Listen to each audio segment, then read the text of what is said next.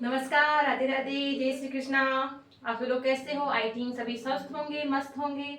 हम पढ़ रहे हैं राजस्थान के लोक देवता व लोक संत के बारे में। और हमने लोक देवताओं में गोगा जी के बारे में जाना था, तेजा जी के बारे में और पापू जी के बारे में हमने जाना था। और जो आगे नेक्स्ट है पापू जी के बारे में, वो मैं आपको आज बताऊंगी।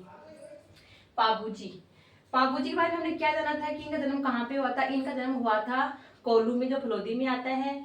और इनके पिता का नाम ताहड़ जी था और पत्नी का नाम पुलमदे था, जो जिसका नाम सोडी भी बोलते हैं, जिसोड़ा राजकुमारी थी। और आज हम जानेंगे पापू जी के उपनाम। क्या जानेंगे? पापू जी के उपनाम, यानी पापू जी को किस किस का अवतार माना जाता है, इनको लोग किन किन नामों से जानते हैं, उनके बारे में आगे मैं बताऊंगी। उपनाम: लक्ष्मण के अवतार के रूप में भी पापू जी को जाना जाता है। इनको क्या जाना इस नाम से जाना जाता है? लक्ष्मण के अवतार के रूप में जाना जाता है। गौ रक्षक देवता माने जाते हैं और ऊंटों के देवता भी इनको माना जाता है। और प्लेग रक्षक देवता के रूप में माना जाता है। प्रतीक क्या है इनका? इनका प्रतीक है भाला लिए अश्वारोही, यानी भाला लिए हुए अश्वारोही घोड़े पर सवार है।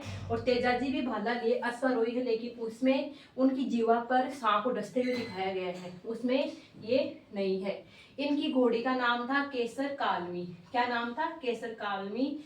जिसको किसने दान दिया था? लाछा गुजरी ने इनको दान दिया था। केसर कालमी भेंट की थी और लाछा गुजरी की गाय को बचाते हुए इन्हें प्राणों का बलिदान दिया था। अनुयायी: इनके अनुयायी भोपे जाति के नायक होते हैं और थोरी भी इनके अनुयायी होते हैं। फड़: सबसे लोकप्रिय फड़ पापू जी की फड़ मानी जाती है। सबसे लंबी फड़ भी पापू जी की फड़ ही मानी जाती है। वाद्य यंत्र: रावण हत्ता, इसके जो जब इसकी फड़ का वाचन करते हैं भोपे, तब कौन सा वाद्य यंत्र का उपयोग लेते हैं? तब वो रावण हत्ता वाद्य यंत्र का उपयोग करते हैं फड़ वाचन के साथ। रेवाड़ी जाति के लोग पापू जी के पावड़े जो रेवाड़ी जाति के लोग पापू जी के पावड़े गाते समय कौन से वाद्य यंत्र का उपयोग करते हैं? वो उपयोग करते हैं माठ वाद्य यंत्र का उपयोग करते हैं। और इनके सहयोगी कौन कौन है?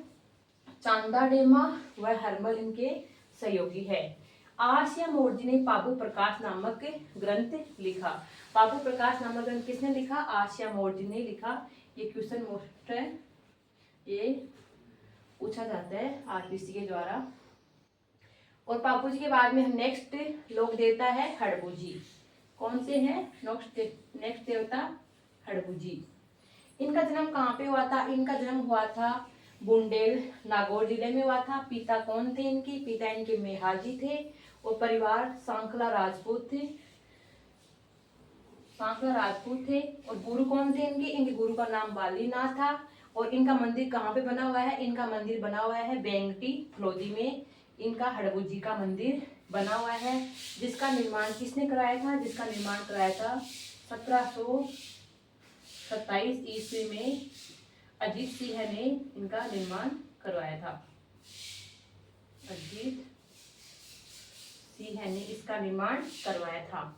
ये किसके समकालीन शासक थे? ये जोधपुर के राव जोधा के समकालीन शासक, जो शासक थे वहाँ के जोधा, उनके समकालीन थे हड़बू जी। इन्होंने जोधा को एक कटार भी भेंट की थी और कहा था कि इस कटार, वो युद्ध में जा रहे थे तब उन्होंने कटार भेंट की थी और कहा था कि हमारी हार नहीं होगी। और जोधा जब वो युद्ध में जीत गए तब जोधा ने इनको बेंगटी गांव भेंट किया था। कौन सा गांव? बेंगटी गांव भेंट किया था।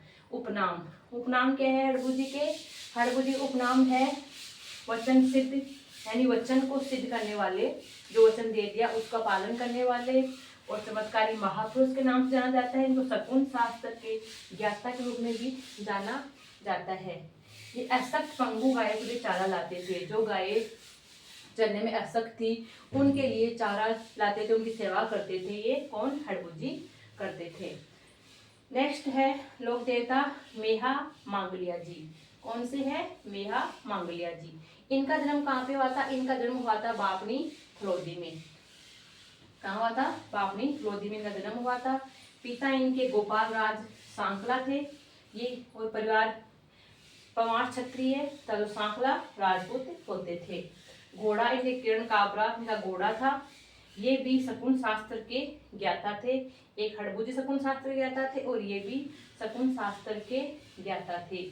समकालीन शासक कौन थे इनके? इनके समकालीन शासक थे राव चूड़ा। जो कहाँ के थे? वो थे मारवाड़ के शासक थे राव चूड़ा। इनका मेला कब पड़ता है? इनका मेला भरता है भाद्रपद कृष्णा अष्टमी को। इनका मेला भरता है कब भरता है? भाद्रपद कृष्णा अष्टमी को मेला भरता है। जन्माष्टमी के दिन इनका मेला भरता है।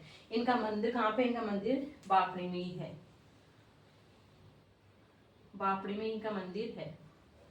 वीर मेहा प्रकाश की रचना ये किसने की थी? ये की थी जसदान बिट्टू ने इनकी रचना की थी। युद्ध, इनका युद्ध किन के साथ में चल रहा था? इनका युद्ध जैसलमेर के रंगदेव भाटी से इनका युद्ध चल रहा था और इनसे युद्ध करते करते इनको वीरगति प्राप्त हो गई।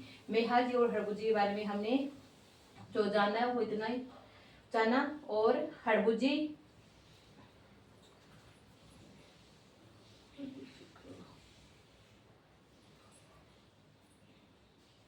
का वाहन क्या था? हड़बू जी का वाहन था सिहार।